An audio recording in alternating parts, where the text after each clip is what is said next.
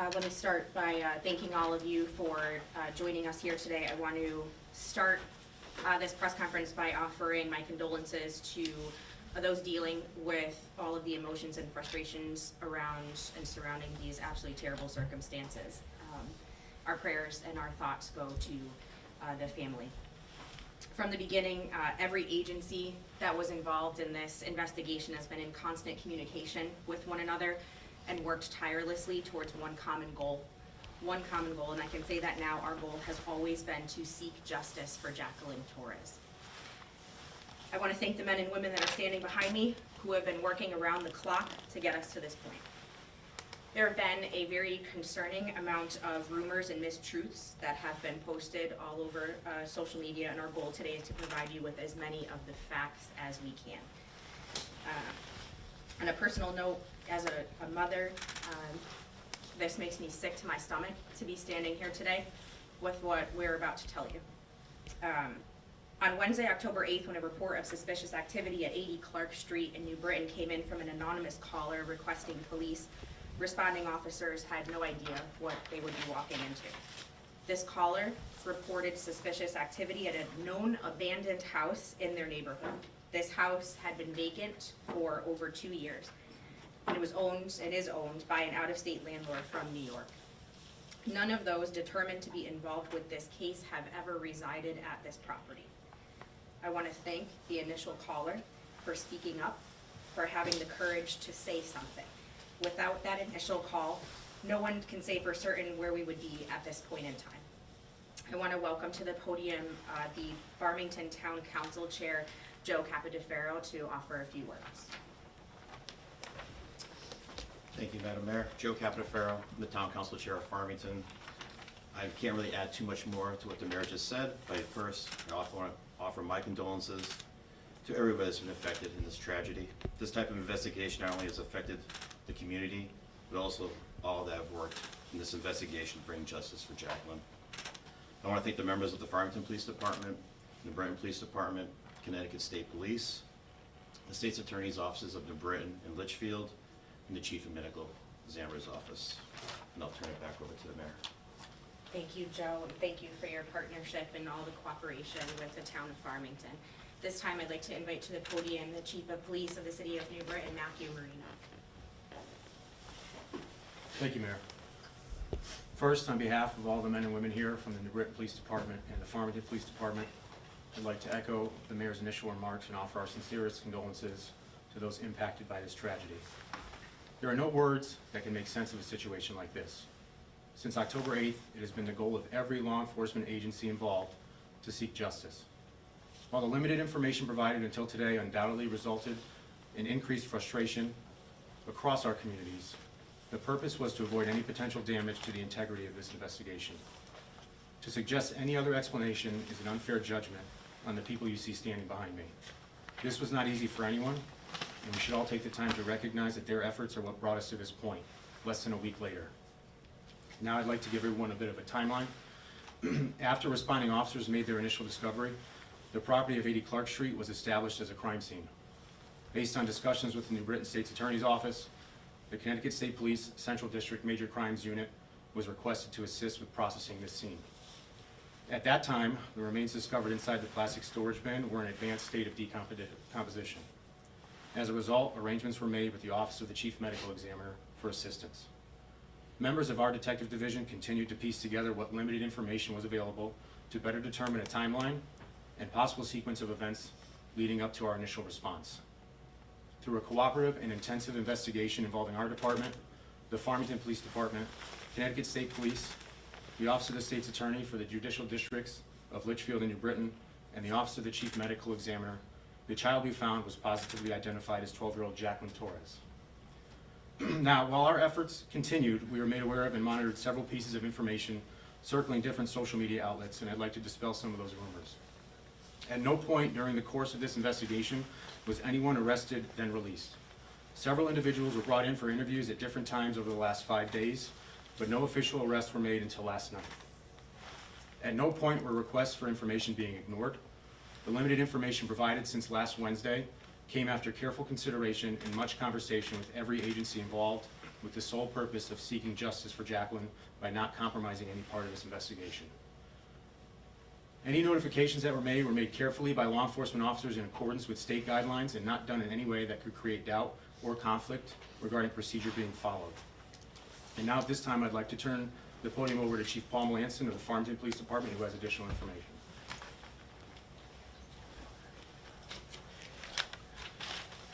Thank you.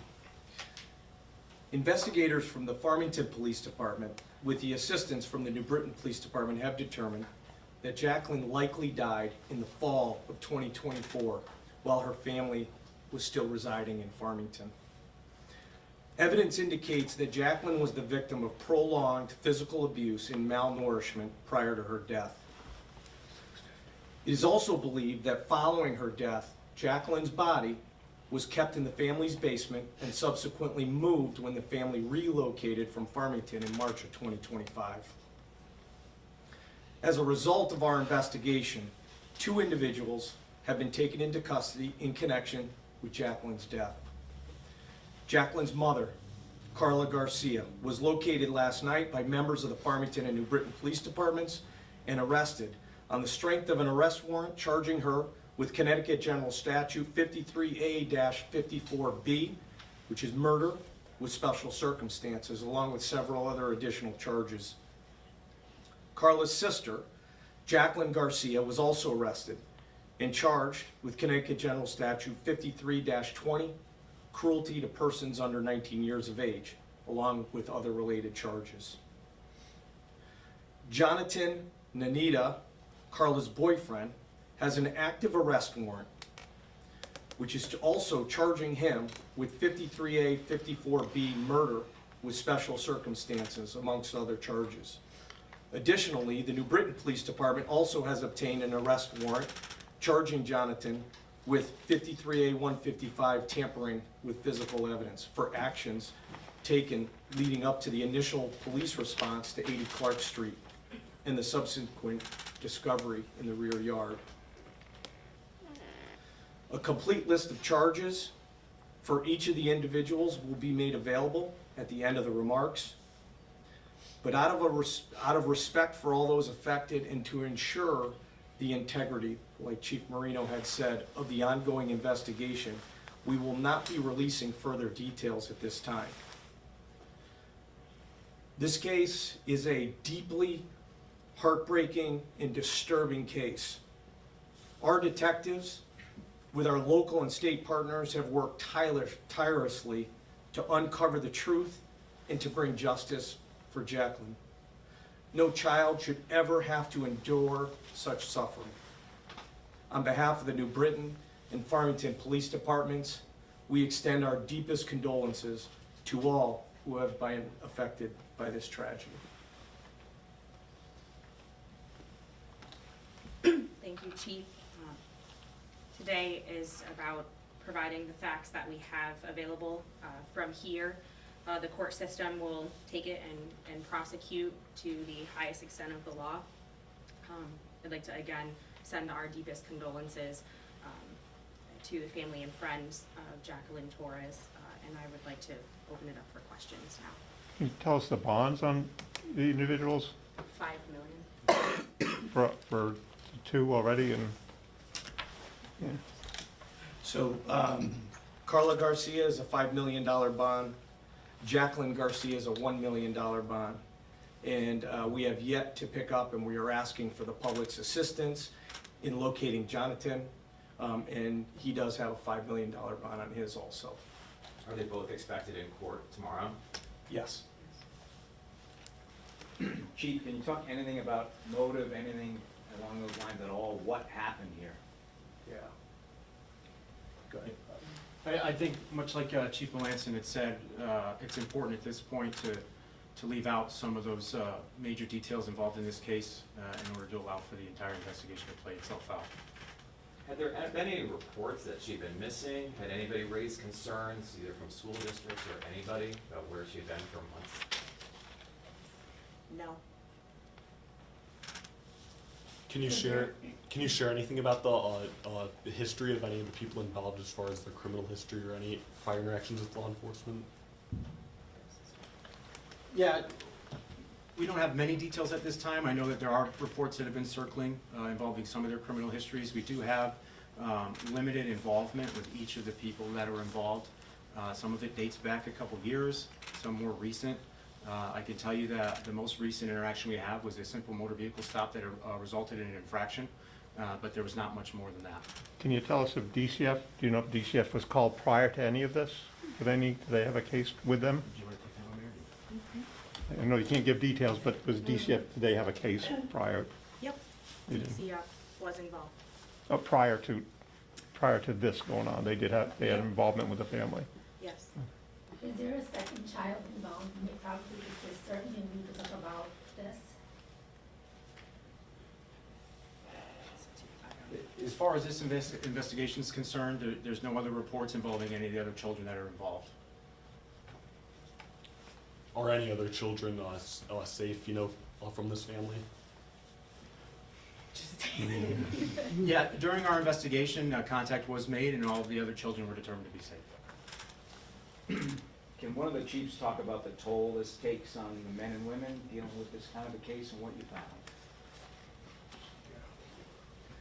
So, I mean, obviously, we handle many types of crimes in our line of work.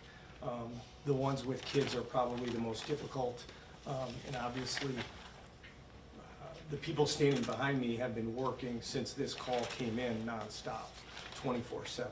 So it takes a toll mentally, physically, and it's very difficult for us to contemplate how this can happen in a civilized society like ours. So 35 years, this is probably one of the worst cases that we've had to, I think the facts that you have, that she probably died a long time ago and was stowed away is probably enough to show you what we are dealing with here.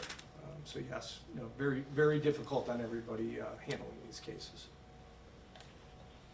Has the report come back from the medical examiner's office in terms of cause and manner? No, so we currently have just a verbal right now, but obviously any official report will wait for toxicology results and other sorts of things. So we won't have any reports from the medical examiner for a short period of time other than their verbal report to the detectives. And I won't get too far into it. We have sealed the warrants because we are asking anybody who has any other information. People have called since this has been publicized, and we're really asking for anybody else who has any information to come forward and contact either the New Britain or Farmington Police Department, whoever you're comfortable contacting. We are working hand in hand, and everybody had said it. Our goal from the start of this was to bring justice for whoever murdered Jacqueline, and that's what we think that we have started to do last night by taking 2 into custody. But this doesn't end here, right? Like any investigation like this, this will go on and on for the days, months, and actually years to come. So we will still continue to look up any lead that we can, but we really do need anybody who has any information about this to please contact one of the police departments, which is why we do not want to release too many details, because we are looking for people to come forward who have some firsthand information on it. I know you're working on the timeline. Do we know exactly when was the girl brought to this abandoned location, or in that could be said? No, not specifically. We do have, like the mayor touched on, the initial caller that called in. Those are circumstances and details that are a part of the overall investigation. Again, we thank that caller for coming forward. It took a lot of courage to do that based on what we've learned since our initial response. But like Chief Melanson has said, a lot of those finer details are going to remain with the case while the court process plays itself out. Are you able to clarify who allegedly killed her and who then allegedly moved the body then to New Britain?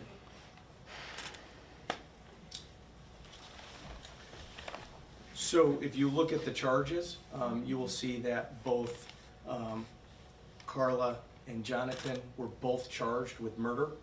and conspiracy to commit murder.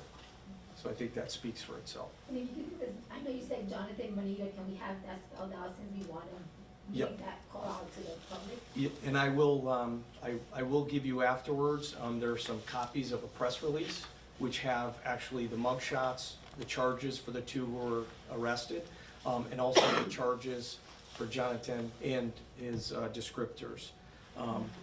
But it's Jonatan, and the last name is Nanita. Does anyone know when the last time she was seen or at school?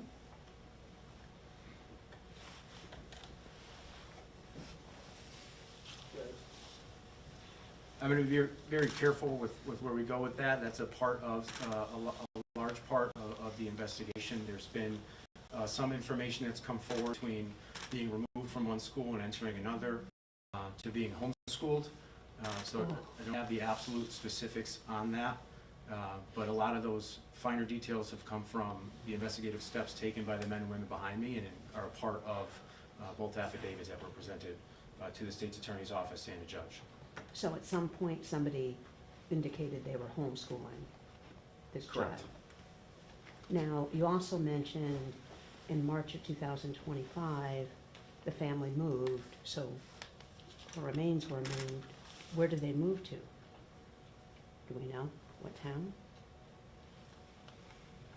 Again, that's also a part of this large-scale investigation that we'd like to keep those details a part of the affidavits. Again, touching on what Chief Melanson touched on, paying attention to the charges and the additional arrest warrant that we have for Jonathan Nanita. He was charged with tampering with evidence, which involves a large part of what you were asking. We did say two were arrested yesterday. What was the state of the mom? Was she surprised when she found? Was she? Both were taken into custody without incident. There were additional interviews that took place, and then they were turned over to the Farmington Police Department, and they are expected in court tomorrow. Which court? This court? Here or Hartford? Litchfield. Litchfield. Litchfield, yeah. So recently, as of October 1st, Farmington has fallen under the Litchfield Court District. So that's why we said we were working with the New Britain, obviously for what had transpired here. And previously, we had been a part of the Hartford Judicial District, and now, as of October 1st, we're a part of Litchfield Judicial District. So that's why we have been working with them, and they will be presented tomorrow morning, the two that we have arrested, so Litchfield. And can you just clarify the suspicious activity that took place last week that was reported? Did that involve any of the suspects, or was that something else? That involved the behavior that was witnessed in the rear property of 80 Clark Street. Again, more of the details have come out over the course of each investigation playing out with everybody involved. But the initial reports were that someone was in the rear of the property dropping off items to include that storage bin. Was there any sort? We know she probably had physical abuse, malnutrition. Was there any sort of mutilation or anything to the body? Not that we're aware of, no. Lisa, just to answer the question you had about the school, just more directly, the last known registered schooling that she had was homeschool. Thank you. Any kind of reason so far as why this property in particular was chosen to discard the remains? Abandoned. There's no connection. The property has no connection. We presume that it was a known abandoned property in the neighborhood. And the property owner is an absentee landlord from New York. So the implication here is that he was dropping off this container the other day and somebody reported it?